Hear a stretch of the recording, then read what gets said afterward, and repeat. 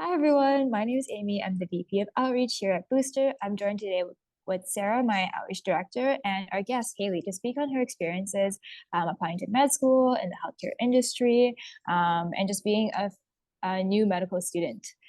So without further ado, I'd love to introduce Hayley to this platform today. Yeah, thank you guys so much for having me. I'm really excited to be able to talk with you. Yeah, for sure. So I guess just to provide some brief context, Hayley, can you tell the audience a bit more about yourself? Sure. So currently, I'm in my first year of medical school at the University of Ottawa. Before coming to Ottawa, I'm from Mississauga originally, but I did my undergrad at Western in the BMSc or Medical Sciences program in Physiology and Pharmacology. So after Mhm. my four-year degree, I was able to successfully get in, and so now I am in Ottawa. Yeah, that's awesome. So just to kick off like the first set of questions, you mentioned that you applied to med school, I guess perhaps last year, as this is your first year. Just to kind of round off the questions and provide a bit more general information, what are some things or general items you wish you knew before applying and before pursuing this whole medical career? Yeah, that's a great question. I think that so many people apply to med school each year, and there's a lot of different intricacies to the process and a lot of different components that go into the application, whether it be your references, your autobiographical sketch if you're applying through the Ontario stream, the MCAT, your grades. And so I didn't ultimately know I was going to apply to medical school until probably late through my second year. So if I kind of had a bit more planning and kind of see ahead, it might have been a little bit less stressful. But even that to say that, there's no bad or good time to choose when you're going to go into med school. You can kind of do it whenever you find is right for you. And there's enough resources and support out there that you can kind of make it happen. Oh, wow, that's a great answer. Thank you so much. And we were just wondering, how did you balance your schoolwork with the applications? That's a great question. So I actually applied to med school two times. Um, I'm not sure if everyone knows this, but you can apply to most schools in Ontario out of your third year, so you don't have to complete your undergrad degree. And so the OMSAS application is due, I think it's like the 1st of October, the very end of September. There's not a lot of time when you start the school year. So I am similar to a lot of my peers and classmates. We all started kind of in the summer before, so in the months before school started, because you're working perhaps a job or doing some other things, but you're not as busy during the school year. And so I found for me, like getting all my references and all my activities together in August before school started helped to alleviate some of the stress because definitely the clock starts ticking when you get to September. Yeah, for sure. And like I have roommates that are both applying to med school, and I know how stressed they were in September and October. So I was wondering if you could provide some more context as to what's included in that application process, the references, the autobiographical sketch, what is included? Yeah, that's a good question. And the good or bad thing, depending on how you look at it, is kind of each school has different criteria or different things that they look at. So, off the top of my head, an example, Ottawa, where I go, they don't actually look at the MCAT. It's not a requirement. However, the majority of schools do look at it, and each school kind of looks at it slightly differently. But in general, I would say the main parts of the med school application is your GPA. So that's kind of you're working towards throughout your whole undergraduate degree. Then the MCAT. So I wrote mine in the summer after my second year of undergrad, which is kind of a common time when a lot of people write it, or they'll write it the next summer in case they need to redo it. And then on the actual OMSAS portal, there's a couple of components. One is the autobiographical sketch, and that's basically just a whole composition of all your volunteer work, extracurricular research, basically everything you want the med schools to know about what you've done kind of outside of your schoolwork. So, really, a chance to kind of highlight all that. And when I did it, it was 32 entries that you were able to provide. And for each one, you kind of had to provide the number of hours you worked, and you had to provide a verifier for each one.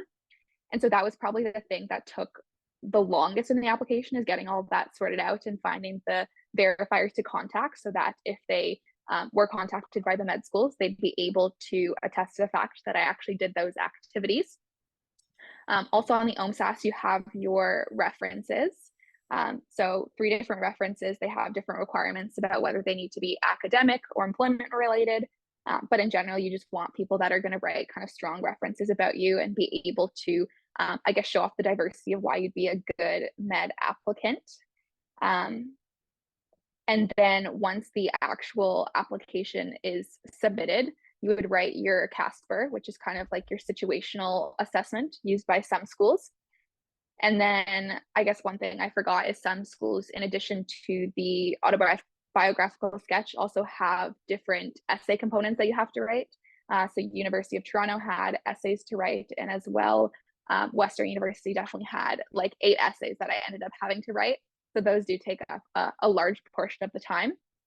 But those are the main components, I think, before you get to kind of interview season.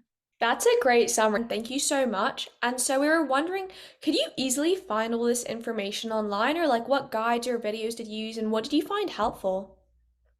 Yeah, so I think the kind of best place for everyone to start is directly on the OMSAS or OUAC website. They've got a good portal and kind of application guide going through all the steps. And so I would really recommend that anyone that's considering applying would go and check out that guide to really understand the different components of the application and, for example, what goes in the autobiographical sketch, as well as to determine like the school specific eligibility requirements to determine if they're even going to be eligible.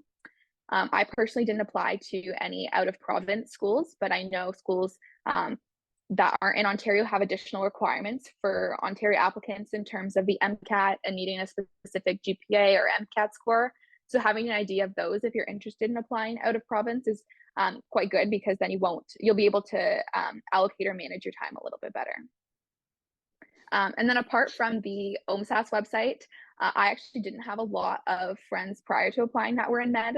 So I relied a lot on YouTube and kind of listening to different YouTubers or their stories. And I found that kind of the more people you're able to speak to or the bigger community you were able to kind of garner, the easier the whole process felt, because it can be super intimidating with all this kind of information and not knowing where to go. Yeah, for sure. And that's exactly why we want to be able to kind of relay this kind of information to especially undergrads, first, second, third years, even fourth years that don't really know where to find information and are just curious about learning more.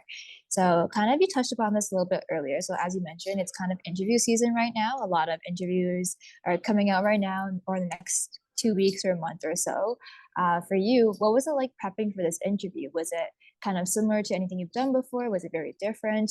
And do you mind just kind of expanding a bit more on the interview process? Sure. So in my first application cycle when I was in third year, I got an interview at the University of Toronto. The way Toronto works when I applied is the interviews would come out in waves. So you would only kind of find out 2 weeks before your interview started, and that was kind of standardized. So everyone had the same amount of time to prep.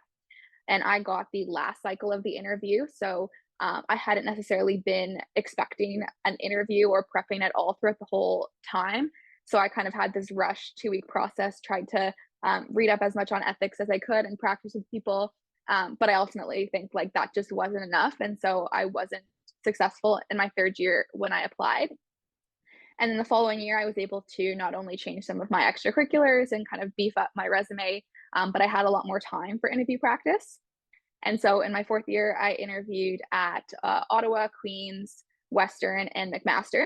So every school except U of T, which was kind of interesting. And I was able to get into Western, McMaster, and Ottawa, and then waitlisted at Queen's. So I definitely think the extra interview prep helped. Some things that I did differently in addition to having more time. I did read Doing Right. I mean, kind of controversial if you need to read it, but I had kind of COVID at the time and I was like, well, what else am I going to do? So it was just nice to kind of get a little refresher kind of insight, some different perspectives. The other thing that I thought was really key was kind of forming some interview prep groups.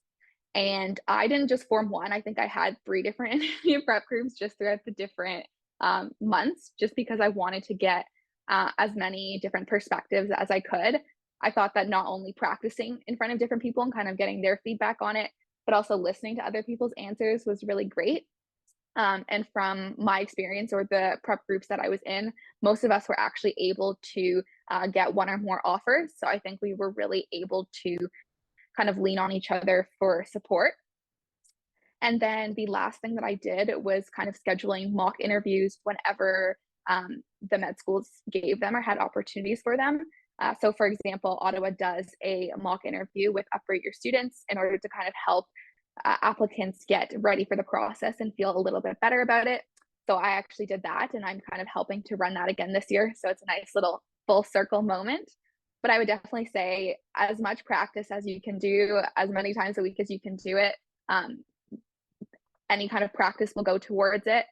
And at the end of the day, you kind of just got to hope for the best. All the interviews that I had were extremely different, and you're still not going to expect to prepare for almost any of the questions they ask, and that is totally okay. So your journey sounds incredible. And so we're just wondering, how is managing med school been so far? Yeah, it's actually really interesting. I absolutely love it. I think it's such a privilege to be able to kind of learn this information with the ultimate goal of being able to help patients. Adjusting to the content and the speed that you're being taught information is definitely a lot. So things are quite busy. I did a lot of extracurricular stuff in my undergrad, and so I kind of wanted to dampen all that down just so I could focus this past semester on getting the hang of things. But overall, I'd say it's been manageable. I think I have perhaps more free time than I did in my undergrad. And I think Ottawa is pretty good in terms of supporting mental health and also giving kind of enough days off for you to have personal study time. So, like, definitely a challenge, but I would say very rewarding at the same time.